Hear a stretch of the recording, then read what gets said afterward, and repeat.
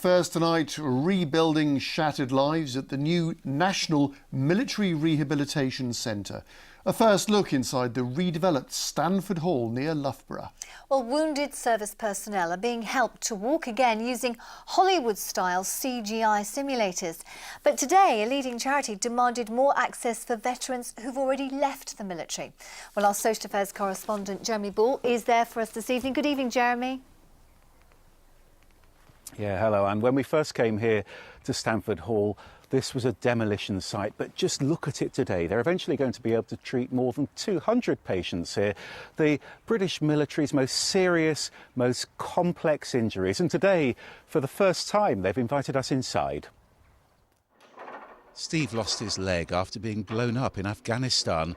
Now he's fighting a new battle here at Stanford Hall, a battle for fitness and health. It's life-changing. If I weren't here, I would be sat at home, burying my head in my hands and struggling to cope with the amount of rehabilitation I'm having to go through, because it's not just, like you say, you see the physical injuries, it's mental injuries as well, and the well-being part of it. Stanford Hall's replaced the outdated rehabilitation centre at Headley Court, using the very latest technology to deal with everything from war wounds to sports injuries. And over here they're using virtual reality, interactive gaming technology to teach people how to walk again. It's known as Karen, a pivoted treadmill linked to computers and 360-degree cameras, the first of its kind in Europe. That allows us to simulate real-world functional environments in a way in which we can challenge the patient and use for research, for clinical assessment and for rehabilitation purposes. It's taken 3 years to develop the centre at Stanford Hall, a remarkable transformation costing £300 million to provide the most sophisticated treatment. We're as busy as we were, during the Iraq and Afghanistan era, but it's a changing patient cohort. So a lot of our patients today have got more chronic injury, and of course, if you have a chronic injury, they have associated injuries, and I call them the invisible wounds. The mission here is to get serving personnel back to full fighting fitness.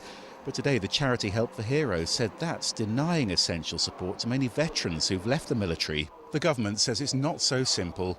There are some veterans that are able to return here, those who were involved in the predecessor to here, which was Headley Court. Indeed, I met one earlier today. So we do supply support for veterans. The wider question is we need to upgrade the support that we have in the NHS. And if you think you've seen this technology before, it was used to animate films like Lord of the Rings. Now it's being used to heal wounds and change lives.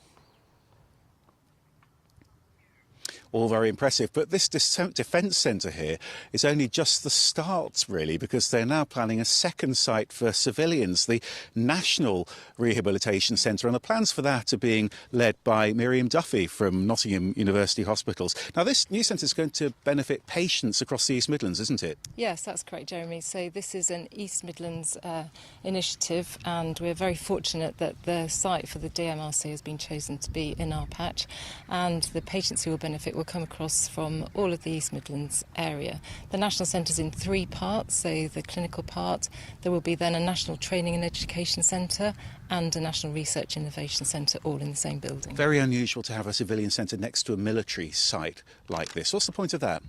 So very unusual, but very important and crucial to the development of rehabilitation services going forwards, we believe.